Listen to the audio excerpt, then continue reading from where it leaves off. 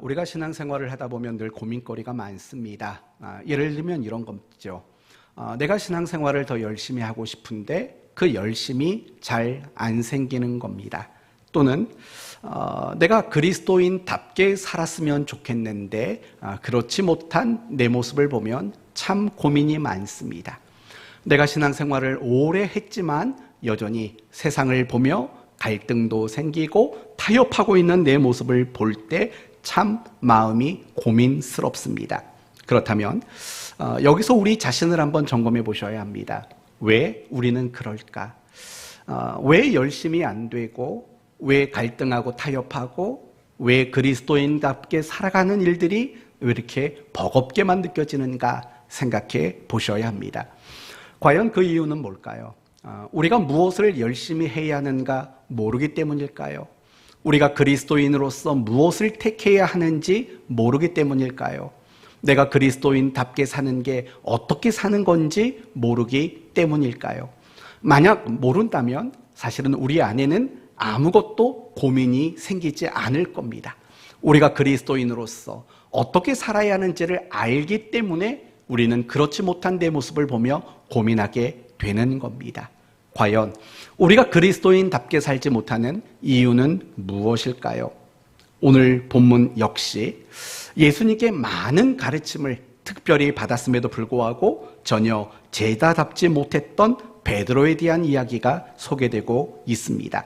그러나 오늘 본문 이후에 베드로의 모습은 완전히 새롭게 변화되게 됩니다.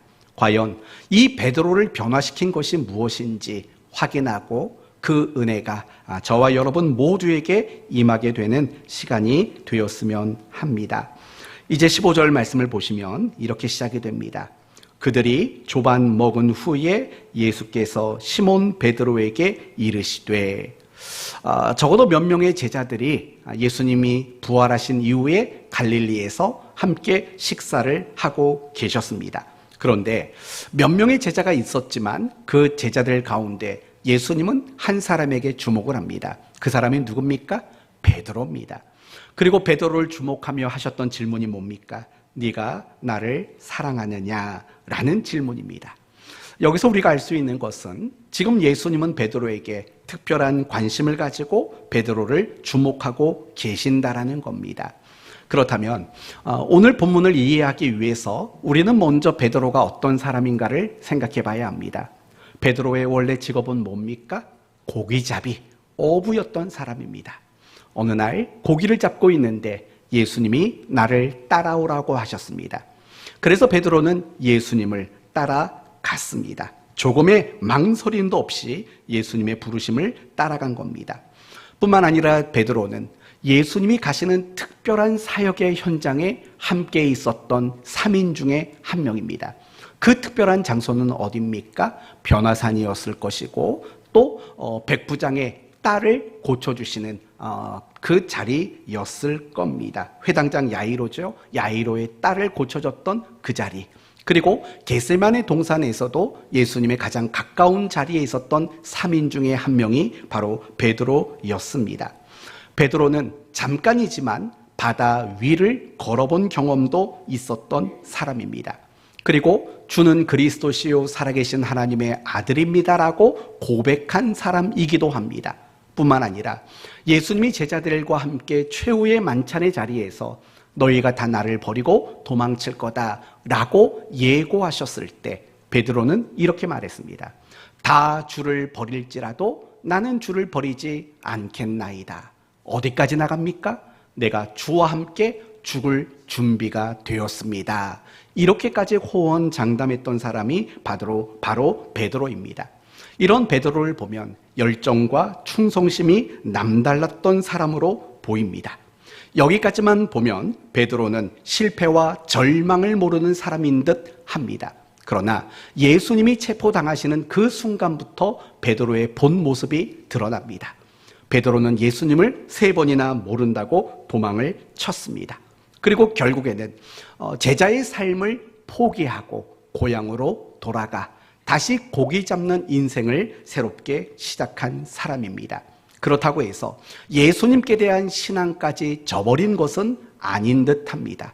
단지 자신의 그런 형편없는 모습으로 인해서 더 이상 제자의 삶을 살 수 없을 것이라고 단지 제자의 삶을 포기한 것 뿐입니다.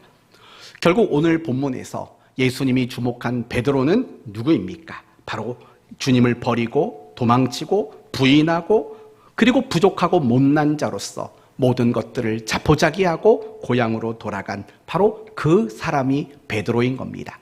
이런 베드로를 예수님이 지금 찾아오셨고 그를 주목하고 있는 겁니다.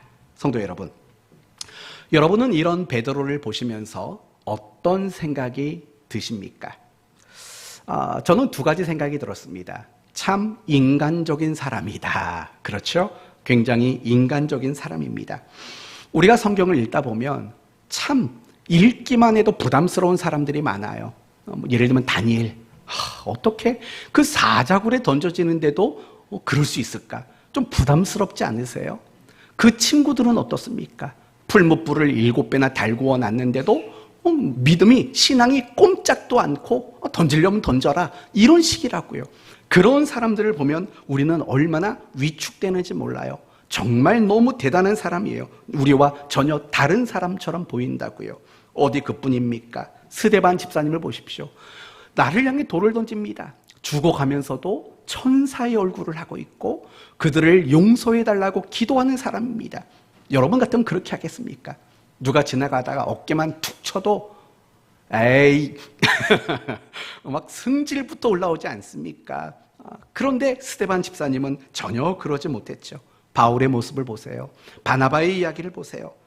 우리가 그런 인물들을 보면 은혜도 많이 받아요. 그렇지만 또 한편으로는 기죽을 때가 얼마나 많은지 몰라요. 그렇죠? 기죽는다고요. 근데 부럽죠? 물론 부러워요. 저도 부러워요. 근데 좀 기가 죽는 건 사실이에요. 그런데 베드로는 달라요. 베드로를 보면 왠지 기가 죽지는 않아요. 나도 좀 해볼 만하다라고 위안이 들기도 합니다. 왜냐하면요, 베드로는 우리와 비슷한 모습이 굉장히 많기 때문에 그래요. 예수님은 겟세마네 동산에서 베드로에게 말하죠. 시험에 들지 않도록 깨어서 기도해라. 그러나 베드로는 어떻습니까? 기도합니까? 안 합니까? 기도하지 않습니다. 우리랑 너무 똑같지 않아요? 늘 여러분에게 기도하라고 말합니다. 특히 어려움이 있을 때 기도하고 시험에 문제가 있을 때 우리는 더 열심히 기도하자고 함께 말씀대로 살자고 이야기를 합니다. 근데요, 가만히 보면 우리도 기도하지 못하고 있는, 영적으로 잠들어 있는 우리의 모습을 발견할 때가 얼마나 많은지 몰라요. 베드로는요, 날마다 누가 크냐 섬길 줄 모르는 사람이었어요. 그런데 우리도 똑같은 것 같아요. 우리도 우리 안에서 누가 더 잘났냐의 싸움을 굉장히 많이 해요. 그리고 그 싸움을 안 하는 것처럼 보이지만 실상은 섬길 줄 모르면서 그 누가 더 크냐, 누가 더 잘났냐, 누가 더 대단하냐의 싸움을 우리는 계속해서 이어가고 있을 때가 얼마나 많은지 몰라요. 베드로는요, 실천보다는 늘 말이 앞장섰던 사람 아닙니까? 내가 주와 함께 죽을 겁니다. 말이 앞섰던 사람이에요. 어쩌면 우리도 마찬가지인 것 같아요. 하나님의 말씀대로 순종하고 하나님의 뜻대로 살아가는 그 일보다는 말로 다 하려고 하는, 늘 말이 앞서는 그런 우리의 모습일 때가 많지요. 베드로는 예수님을 3번 부인했습니다. 그 일이 어디 베드로만의 이야기겠습니까? 우리도 하나님의 말씀을 알고 우리가 가지고 있는 신앙이 있으면서도 우리는 그 말씀과 그 신앙을 부인하는 것 같은 삶을 얼마나 많이 사는지 몰라요. 하나님은 우리가 70번씩 7번이라도 용서하라고 말씀하셔요. 그런데 우리는 그 말씀대로 살지 않아요. 그것은 결국 무엇이냐면 주님을 부인하는 것과 하등 다르질 않아요. 왜냐하면 그 말씀은 곧 누가 주신 말씀이기 때문입니까? 주님이 주신 말씀인 거죠.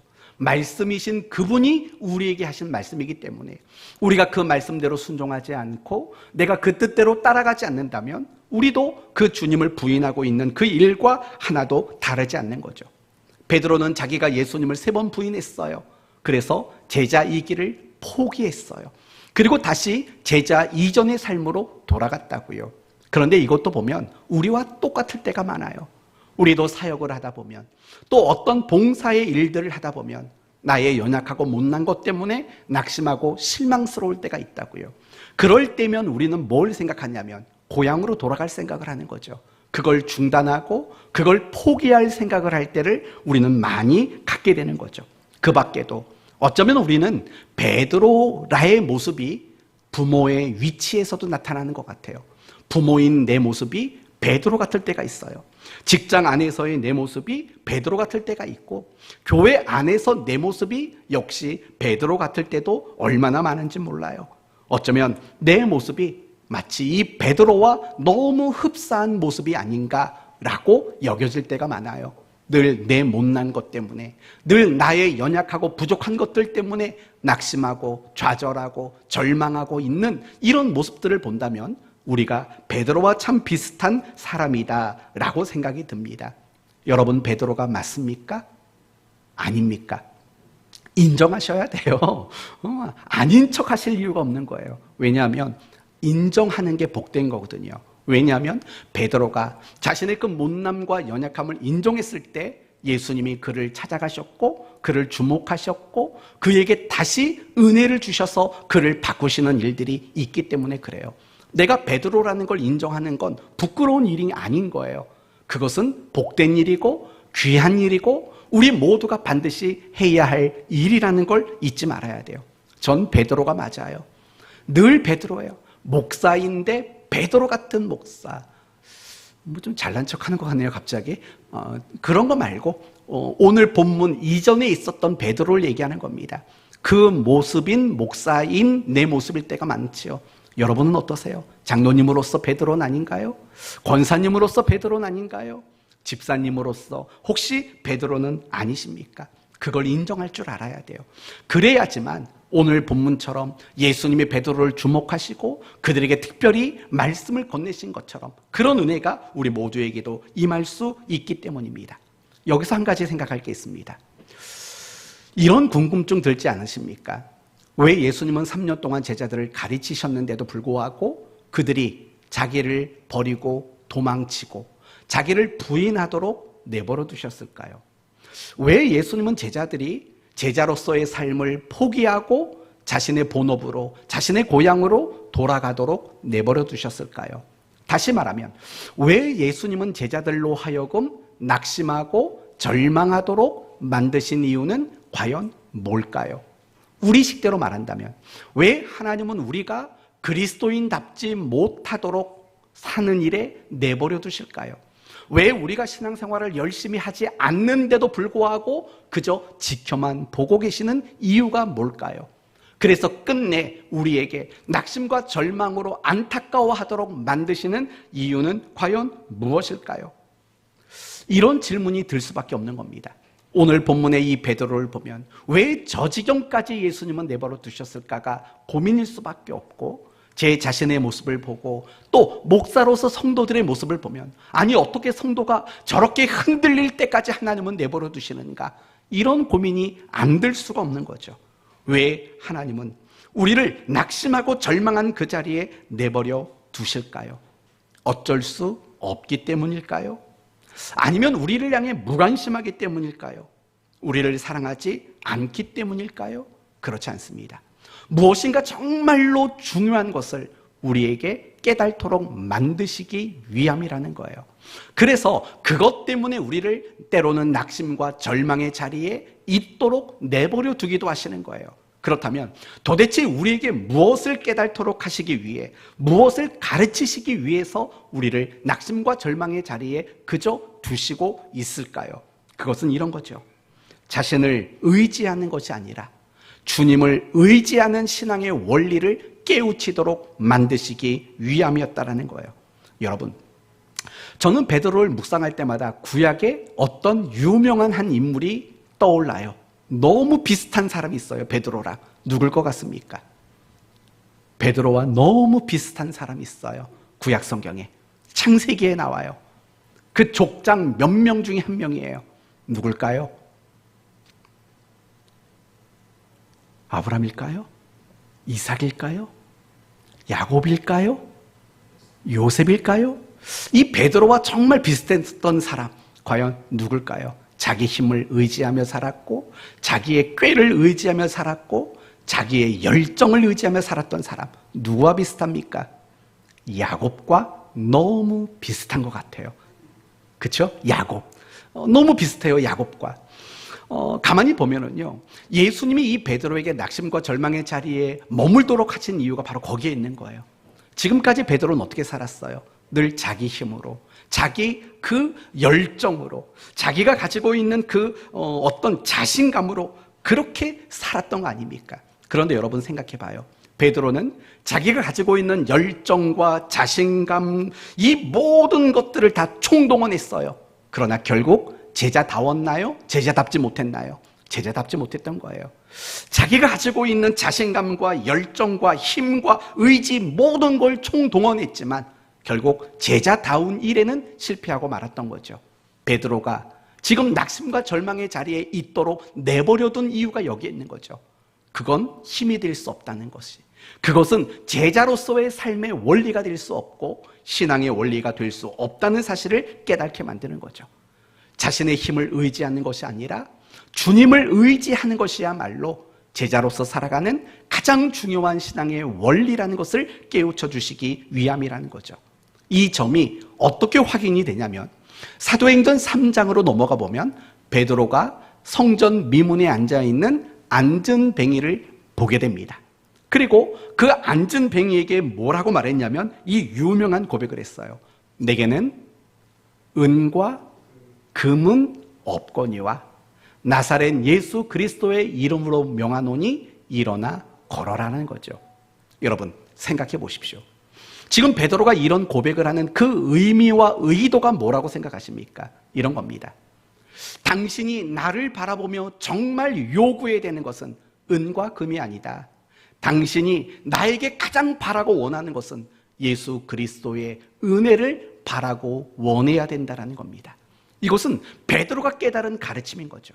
지금까지 자신이 자신의 힘과 의지와 열정을 총동원했지만 제자답지 못했던 것들을 뒤돌아보면서 진정 신앙의 원리는 나를 의지하는 것이 아니라 하나님을 의지하는 것, 예수 그리스도를 의지하는 것만이 진정한 신앙의 원리라는 것을 그가 비로소 깨달았던 장면, 그게 바로 은과 금은 내게 없지만 나사렛 예수 그리스도의 이름으로 명하노니 일어나 걸어라 라는 고백이 나올 수 있었다라는 거예요. 사랑하는 성도 여러분, 이스라엘의 광야 40년을 생각해 보십시오. 그들은 광야에 왜 살아야만 했습니까? 신앙의 원리를 배우는 거예요. 어떤 신앙의 원리를 배웠습니까? 자신의 안목과 지혜와 지식과 실력과 능력을 의지하는 삶이 아니라 철저히 하나님을 의지하는 그 삶을 배우기 위해 그 낙심스러운 자리에 머물러 있었던 거죠. 그 배움이 증거된 사건이 어디냐? 바로 여리고 사건 아니겠습니까? 한 바퀴씩 돌고 마지막에 7바퀴 돌고 그리고 소리 지르고 막 했을 때 무너지는 일들, 하나님을 철저히 의지하는 신앙의 원리를 그가 배웠던 거 아닙니까? 야곱도 마찬가지 아닙니까? 야곱이야말로 정말 베드로와 똑같은 사람이죠. 늘 자신의 힘만 의지했고 늘 자신의 모든 열정만 동원하며 살았던 사람이죠. 근데 처음에는 자신의 의지와 힘과 열정이 뭔가 될 것처럼 보였죠. 그러나 갈수록 모든 것이 허물어지고 모든 것이 자신을 낙심과 절망으로 다다르도록 만드는 것을 깨닫게 되는 거죠. 20년이 넘었는데도 어떻게 형이 아직도 나를 미워하고 아직도 나를 죽이려고 할까? 이런 모든 순간들을 보면서 야곱이 비로소 깨달은 게 뭡니까? 하나님을 의지하는 것을 깨달은 거죠. 그게 무슨 사건일까요? 야복강 사건인 거죠. 그래서 비로소 야곱이 가장 처음으로 하나님 도와주세요라고 고백했던 자리가 바로 야복 나루터였던 거죠. 비로소 그 순간부터 야곱은 달라지기 시작하는 거죠. 그래서 그의 이름도 야곱에서 무엇으로 바뀝니까? 이스라엘로 바뀌게 되는 거죠. 바로 우리가 낙심과 절망의 순간을 겪도록 하나님이 내버려 두시는 이유는 여기에 있는 겁니다. 내 힘으로 살았거든요. 내 열정을 다해 살았거든요. 내 노력과 최선만 의지하며 살았거든요. 더 이상 그것이 신앙의 원리가 아닌 오직 하나님을 의지하는 이 신앙의 원리를 우리에게 습득시키기 위한 시간이 바로 낙심과 절망 가운데 우리를 두고 계시는 시간이다라는 것을 우리는 알아야 하는 겁니다. 사랑하는 성도 여러분, 혹시라도 지금 여러분 가운데 뭔가 낙심하고 있는 분이 계십니까? 무엇인가로 인해서 절망이 느껴지는 분이 계십니까? 그렇다면 지금 하나님께서는 여러분을 향해서 여러분이 하나님을 의지하는 시간을 갖도록 만드신다는 걸 잊지 말아야 합니다. 물에 빠졌습니다. 어떻게 하시겠습니까? 당장 뛰어가시겠습니까? 큰일 납니다. 여러분, 물에 빠진 사람을 구하겠다고 당장 뛰어들면 여러분도 같이 물귀신이래요. 이 목사가 이렇게 경건이 떨어져서 어떡합니까? 물에 빠져 죽을 수 있다는 얘기죠. 그렇죠? 그럼 어떻게 하라는 겁니까? 그 사람이 힘이 다 빠질 때까지 기다리는 거죠. 그리고 그때 들어가서 머리 끄댕이 잡고 끌고 나오는 거지요. 이게 저녁 예배라서 여러분 피곤할까 봐 이러는 거죠.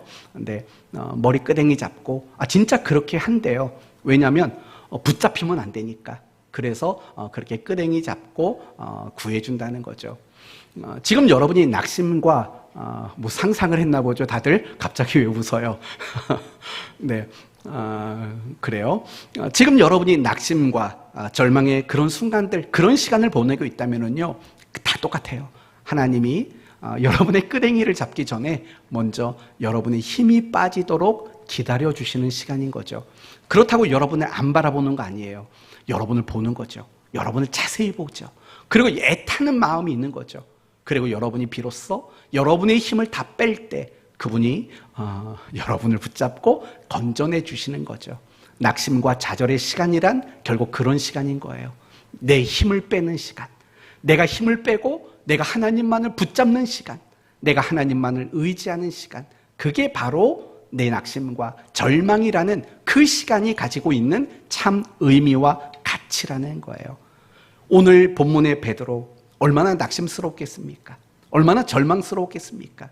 말이라도 못했으면 괜찮죠. 말도 얼마나 멋떨어지게 했던 사람입니까? 근데 그 지경이 됐으니 얼마나 낙심스럽고 얼마나 절망스럽습니까? 근데 이제 힘이 다 빠진 거예요. 이제 힘이 다 빠지니까 예수님이 그 베드로에게 찾아와서 그를 낙심과 절망의 물에서 이제 건져내주고 있는 장면이 바로 오늘 이 장면이라는 거예요. 성도 여러분, 힘을 많이 빼는 거예요. 신앙생활은요, 내가 힘주는 게 신앙생활이 아니에요. 신앙생활은 힘을 빼는 게 신앙생활이에요. 힘을 빼는 것. 제가 탁구를 좋아하지 않습니까? 얼마 전에 실력이 향상돼서 탁구 대회에 나가서 2번을 우승했습니다. 우리 탁구장 안에서. 뭐 몇 명 모이지도 않는 건데 18명 중에 1등을 2번 했습니다. 그래서 승급했습니다. 뭐 여러분대로 말하면 노란 띠에서 파란 띠, 파란 띠에서 뭐 품띠, 뭐 이런 식으로 올라가는 거 있지 않습니까? 제가 꽤 올라가는 사람입니다. 근데 실력이 안 늡니다. 왜 안 느냐? 몸에 힘을 너무 많이 주는 겁니다. 세게 치려고, 강하게 치려고 몸에 힘을 주니까 자꾸 실수를 하고 자꾸 뭔가 실력이 늘지 않는 거예요. 그러니까 우리가 신앙생활도 똑같은 거예요. 내가 신앙생활 열심히 하는 것 같은데 신앙의 실력이 늘지 않는 이유는요, 거기에 있어요. 내가 아직도 내 힘을 주고 살아가는 거예요. 그러면 절대로 신앙의 실력이 늘지 않거든요. 정말 중요한 거, 신앙은 내 힘을 빼는 거예요.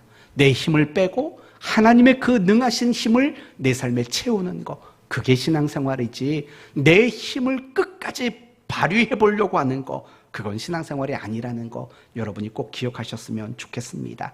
계속해서 오늘 본문을 보시면은요, 이제 예수님이 이런 질문을 하세요. 이런 요구를 하세요. 내 양을 치라, 내 양을 먹이라 라고 3번 말씀하세요. 여러분, 이게 무슨 말인지 아세요? 이제 됐다라는 거예요. 이제 됐다. 지금 베드로는 온갖 종류의 낙심과 절망 때문에 이제는 뭐가 다 빠졌어요? 힘이 다 빠졌어요. 이제는 할 수 있다는 거예요. 그래서 내 양을 치라 라고 말하는 거예요. 다시금 제자로서의 그 삶을 다시 시작해보라고 베드로에게 지금 권면하고 있다라는 거예요. 저는 요한복음 21장을 보면서요, 얼마나 마음이 감동스러웠는지 몰라요. 여러분, 오늘 본문이 어떤 얘기라고요? 이제 비로소 모든 힘을 빼고 의지할 준비가 된 베드로에게 내 양을 먹이라고 다시금 제자로서의 삶을 시작하라고 촉구하고 있는 내용이에요. 그런데요, 이걸 위해서 예수님이 어떤 연출을 했는지 보세요. 어떤 연출을 했는지 3절로 한번 가보십시다. 3절 21장 3절을 보시면 시몬 베드로가 나는 물고기 잡으러 가노라 하니 그들도 우리도 함께 가겠다 하고 나가서 배에 올랐으나 그날 밤에 아무것도 잡지 못하였더니 라고 말해요. 밤새도록 고기를 잡지 못했대요. 6절 이르시되 그물을 배 오른편에 던지라 그리하면 잡으리라 하시니 이에 던졌더니 물고기가 많아 그물을 들 수 없었더라. 오른편으로 던지래요. 누가요? 주님이. 그랬더니 억수로 많이 잡았대요. 또 보시면 7절 예수께서 사랑하시는 그 제자가 베드로에게 이르되 주님이시라 하니 시몬 베드로가 벗고 있다가 주님이라는 말을 듣고 겉옷을 두른 후에 바다로 뛰어내리더라. 바다로 뛰어내려 예수님께 갔다라는 말입니다. 여러분, 이 장면 어디서 많이 보지 않았습니까? 정확히 3년 전에 베드로가 경험했던 그 장면입니다. 예수님이 베드로를 처음 부르신 그 사건이랑 똑같다라는 얘기예요. 그때도 베드로는 뭐 하고 있었습니까? 밤새도록 고기를 못 잡아서 그물을 정리하고 있었어요. 아니죠? 맞죠? 네, 그랬다가 예수님이 뭐라고 말하냐면 깊은 곳에 가서 그물을 던져라. 그랬더니 많이 잡혔어요. 많이 잡힌 걸 보고 베드로가 예수님께 엎드렸죠. 그리고 제자로서 삶을 그 자리에서 시작이 됐다고요. 근데 오늘 요한복음 21장에 나오는 이 모든 얘기는 뭐냐? 3년 전의 그 모습을 똑같이 예수님이 재현하셨다라는 거예요. 전 이 모습을 보면서요, 얼마나 감동이 됐는지 몰라요. 베드로 그 한 사람을 도우려고, 베드로 그 한 사람을 다시 제자로 이렇게 세우려고 예수님은 3년 전의 그 장면을 다시 재현하고 연출하기까지 하시는 분이시는구나 라는 걸 보면서 얼마나 감동스러웠는지 몰라요. 그리고 결국에는요, 그 주님의 도우심으로 말미암아 베드로는 다시 제자로서 그 사명과 삶을 잘 감당할 수 있게 되었다라는 거예요. 여기서 우리는 하나님이 어떤 분인가를 생각해 봐야 돼요. 하나님은 어떤 분이신 줄 아세요? 우리를 늘 다시 시작할 수 있도록 이끄시고 도우시는 분이라는 걸 우리는 알아야 되는 거예요. 그래서 성경은 뭐라고 말하냐면 이사야서 42장에 이런 말이 나와요. 꺼져가는 등불도 끄지 아니하시고 상한 갈대도 꺾지 아니하시는 분이시다 라고 말한다고요. 무슨 말인가 하니 이런 거예요. 우리는 베드로 같은 내 모습 때문에 낙심하고 절망할 때가 많아요. 그리고 모든 것 다 포기하고 내려놓고 싶은 그 순간들도 얼마든지 많이 있다고요. 그러나 하나님은요, 그런 우리를 찾아오시는 분이세요. 그런 우리에게 찾아오셔서 우리로 하여금 포기하지 않고 그 낙심과 절망을 딛고 다시 감당하는 자가 되도록 하나님은 우리를 도와주시는 분이라는 사실을 우리는 알 수 있는 거예요. 여러분, 제가 저희 딸에게 가끔씩 하는 말이 있습니다. 하음아, 포기는 배추 셀 때나 하는 말이란다. 그런 말을 해요, 가끔씩. 그래서 우리 하음이도 가끔씩 아빠, 포기란 배추 셀 때만 쓰는 거야 라고 저한테 말해주기도 합니다. 맞는 거예요. 그리스도인에게는 포기가 있을 수 없어요. 왠 줄 아세요? 하나님이 우리를 포기하지 않으시니까. 우리가 아무리 못나도, 우리가 아무리 부족하고 아무리 낙심하고 절망할 것 투성이라 할지라도 하나님은 우리를 결코 포기하신 적이 없는 분이세요. 그렇기 때문에 우리는 포기하면 안 되죠. 그러면 우리는 어떻게 해야 마땅한 거예요? 내가 낙심하고 절망한 그 자리에서 다시 시작할 수 있는 거. 그게 하나님이 우리에게 바라고 원하시는 우리의 신앙의 모습이라는 거예요.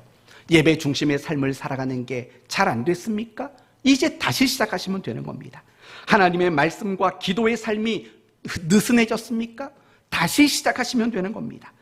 믿음의 가정으로 세워가는 일들이 잘 안 됩니까? 다시 시작하시면 되는 겁니다. 하나님의 뜻과 하나님의 말씀에 순종하는 일들이 안 되셨습니까? 다시 시작하시면 됩니다.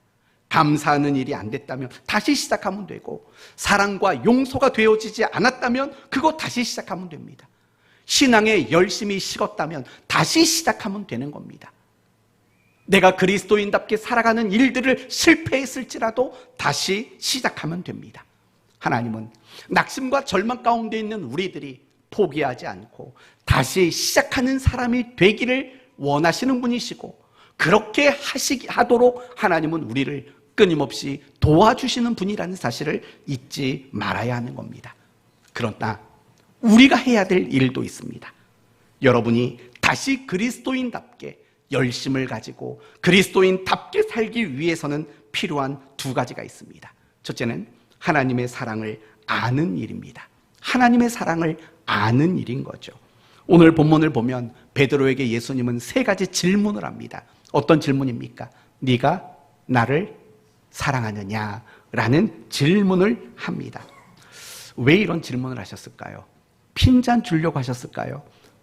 본인이, 베드로가 예수님을 3번 부인했으니까 너 나 사랑해? 3번 핀잔 주려고 이런 질문하셨을까요? 아닙니다.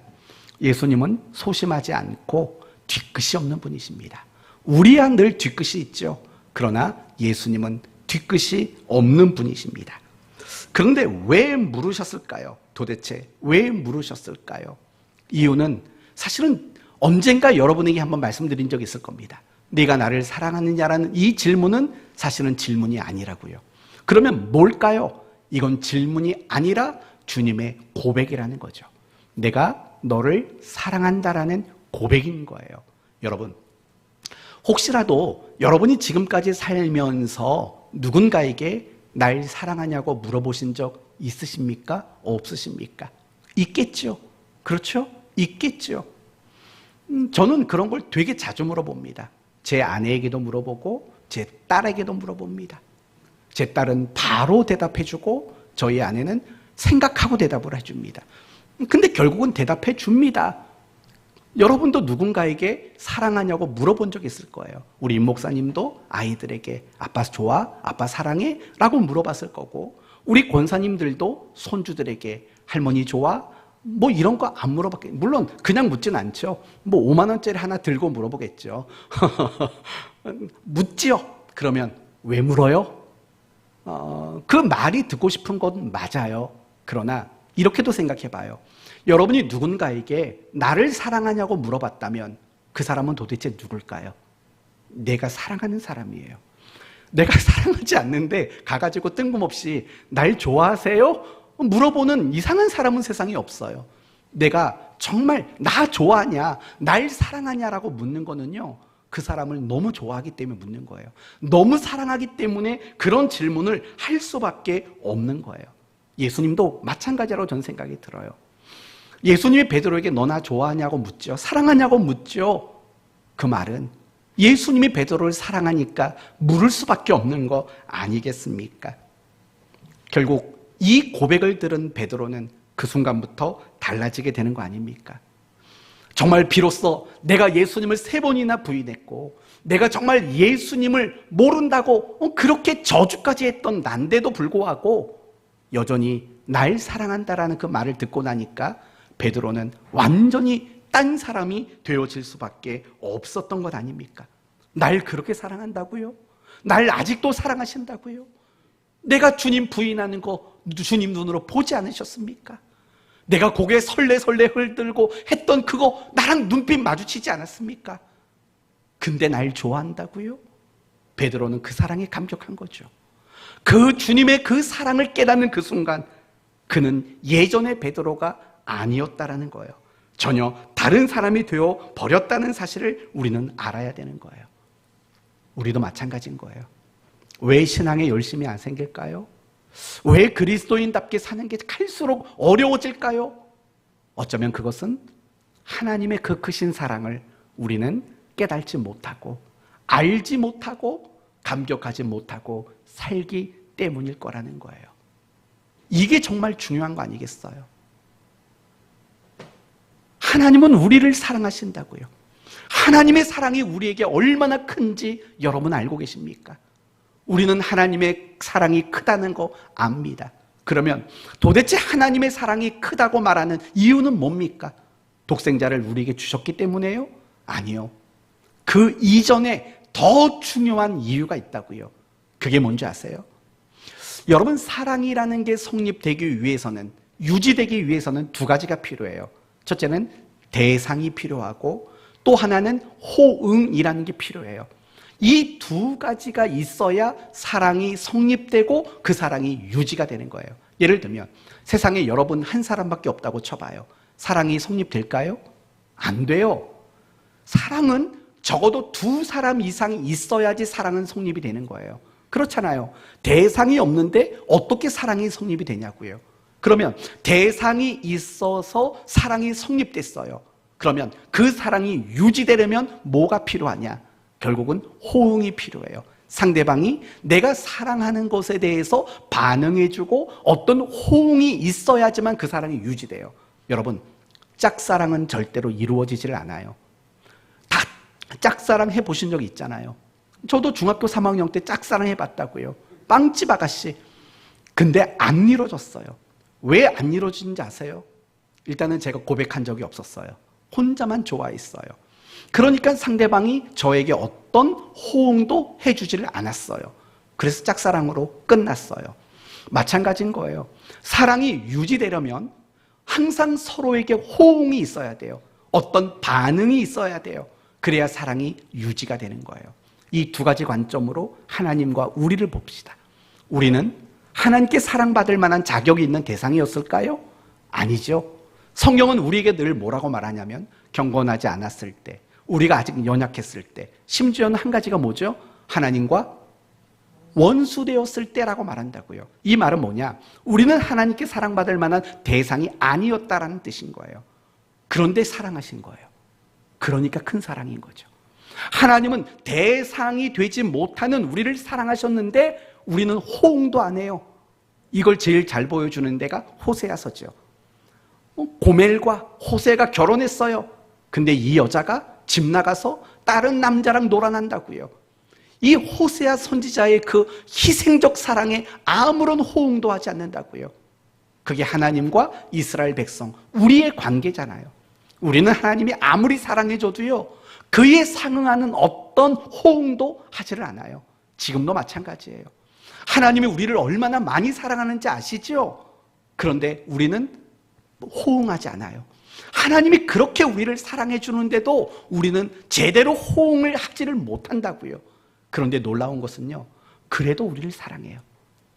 사랑의 대상이 되지도 않는 우리, 사랑의 대상이 아닌데 사랑해 주면 날마다 감지덕지해야 되는데 아무런 호응도 안 하는 우리, 그런 우리를 사랑하신다고요. 그게 큰 사랑이에요.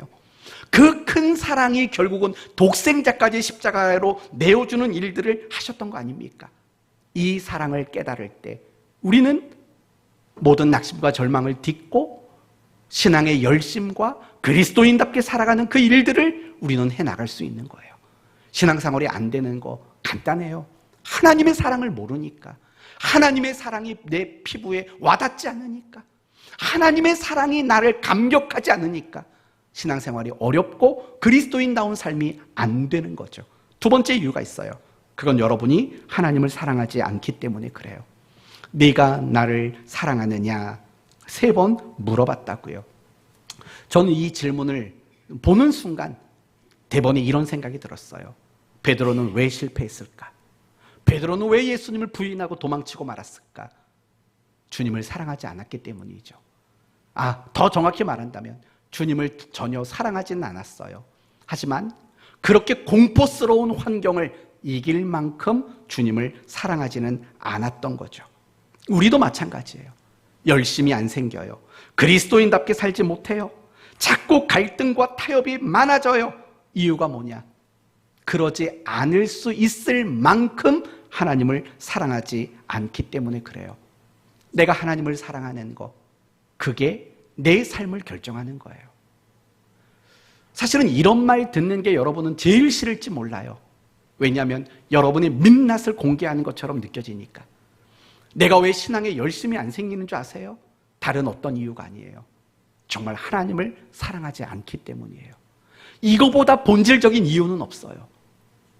그래서 신명기 6장에 이런 말이 나오죠. 너는 마음을 다하고 뜻을 다하고 힘을 다하여 내 하나님 여호와를 뭐 하라고요? 사랑하라고요. 율법을 주신 목적은 하나님을 사랑하는 거예요. 다르게 말한다면 하나님을 사랑하는 그 마음만이 그 율법의 모든 요구를 지켜낼 수 있다라는 말이기도 한 겁니다. 결국은요, 우리가 늘 열심을 내지 못하고 내가 늘 그리스도인답지 못했던 모든 이유는 하나님을 사랑하지 않기 때문에 그런 거예요. 그러므로 우리는요, 사실은 날마다 이런 기도를 해야 돼요. 하나님을 더 사랑하기를 원합니다. 우리 아까 들었던 그 고백 있지 않습니까? 이전보다 더 주님을 사랑합니다 라는 이 고백이 날마다 우리의 고백이 돼야 돼요. 뭐 능력 달라고 기도할 필요 없어요. 하나님을 사랑하는 그 마음이면 충분하거든요. 하나님을 사랑하는 그 마음이 여러분의 머리부터 발끝까지 가득하게 채워지기를 축원합니다. 저는 지금까지 여러분에게 두 가지를 말씀드렸어요. 신앙의 열심이 회복되고 내가 그리스도인답게 살아가기 위해서는 하나님이 나를 사랑하신 큰 사랑을 알아야 된다.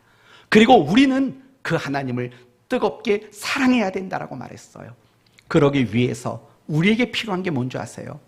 하나님을 만나는 일이에요. 만나는 일이에요. 만나는 일. 다양한 방법으로 하나님을 만나셔요. 예배를 통해서 하나님 만나세요. 매일매일 묵상과 기도를 통해 하나님을 만나세요. 여러분의 삶을 묵상함으로 하나님을 만나셔야 돼요. 성도 간의 교제를 통해서 다양한 방법으로 우리는 하나님을 만나셔야 돼요. 그래야만 그 하나님의 사랑을 깨달죠. 우리는 서로 만나지 않고 서로 대화하지 않으면 오해라는 게 생기게 된다고요. 아무리 사랑하는 부부 사이여도요, 대화를 하지 않으면 오해가 생긴다고요. 갈등이 생긴다고요. 하나님도 마찬가지인 거예요. 우리가 끊임없이 하나님을 만나고 그분과 교제하지 않으면 그분의 사랑을 몰라요. 오해해요. 그리고 나도 그분을 사랑하는 마음들이 생겨나지를 않게 되거든요. 날마다 이걸 가지고 우리는 노력해야 돼요. 저는 여러분에게 끝으로 지난 새벽에 제가 하나님께 받은 은혜를 나누려고 합니다. 우리는 예배를 드릴 때마다 사도신경으로 우리의 신앙을 고백합니다.